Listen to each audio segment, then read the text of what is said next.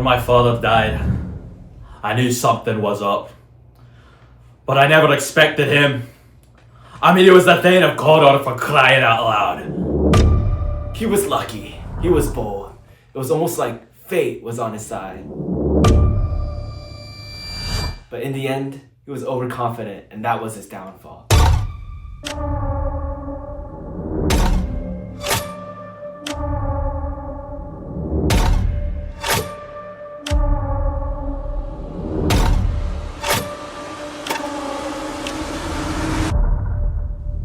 Hang out our banners on the outward wall. The cry is still they come. Our castle's strength will laugh a siege to scorn. Here, let them lie till famine and the ague eat them up.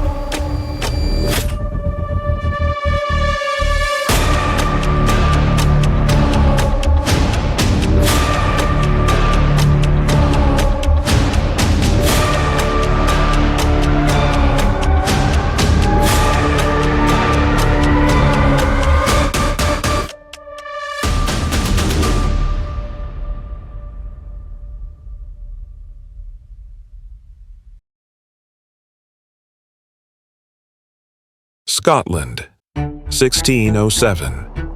A land built on loyalty, honor, and blood.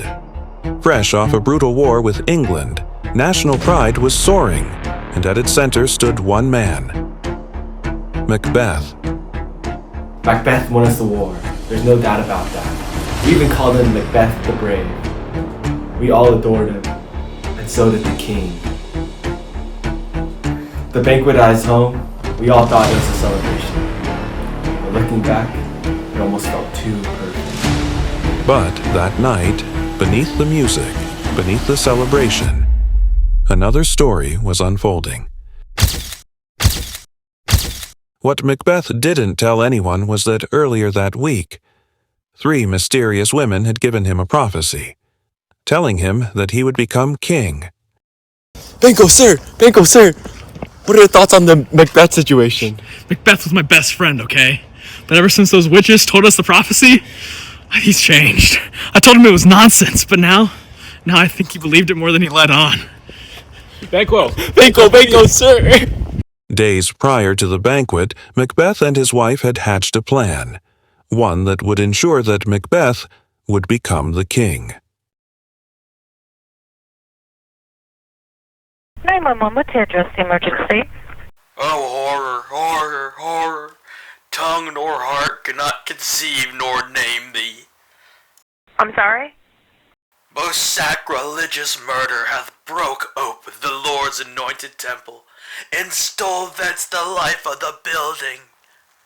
Okay, what is your exact location? King Duncan of Scotland had been killed in his sleep.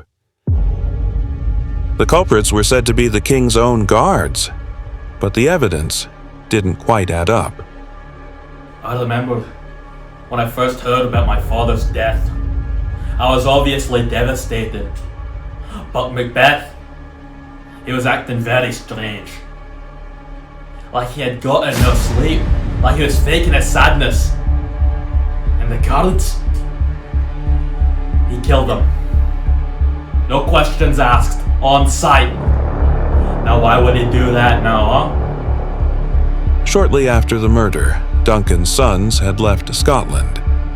With no heirs remaining, Macbeth was named king. What followed was one of the darkest periods in Scotland's history. At first, people thought he'd be a great ruler. We all had faith in him. But after a while, something changed in him. Paranoia. Violence. The murders didn't stop with Duncan. Witnesses say Macbeth became obsessed with threats, real, imagined, or prophesied.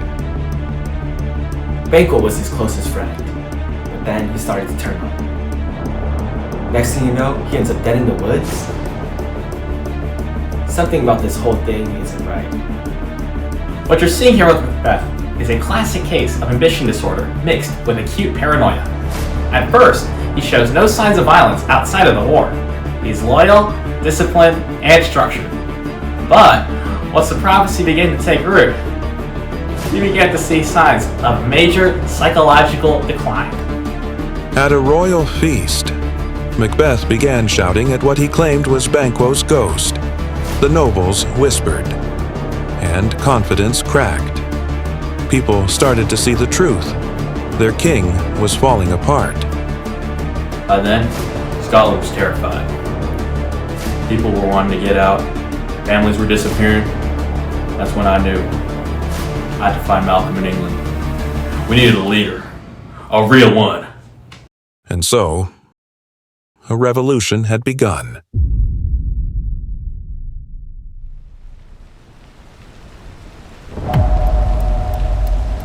The final strike came under the cover of a storm. Malcolm's forces marched on Dunsinane, using branches from Birnam Wood as camouflage. According to witnesses, Macbeth had confronted the three witches again. He had been told two prophecies, that no man born of woman may kill him, and that he will fall when Birnam Wood comes to Dunsinane. What would happen in that castle, however, showed that that prophecy wasn't protection. It was a trap. When the soldiers saw the moving forest, that's when we knew. The witch's prophecy had come true, and Macbeth's death knell had called him.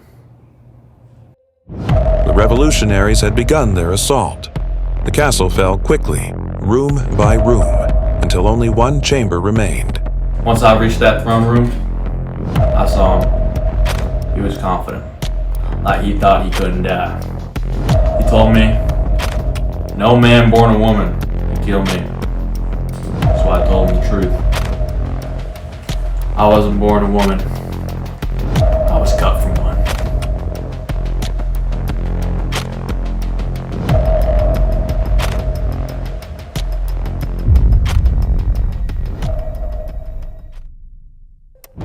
In the end, Macbeth wasn't killed by the prophecy, or Macduff. Macbeth was clearly dealing with cognitive dissonance.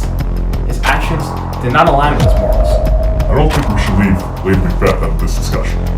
Macbeth was definitely a bad guy. I'm not saying he's not. But what I saw him there while I was tending to her before her death, let's just say he wasn't innocent. He was killed by his own ambition, and the man he became trying to chase it.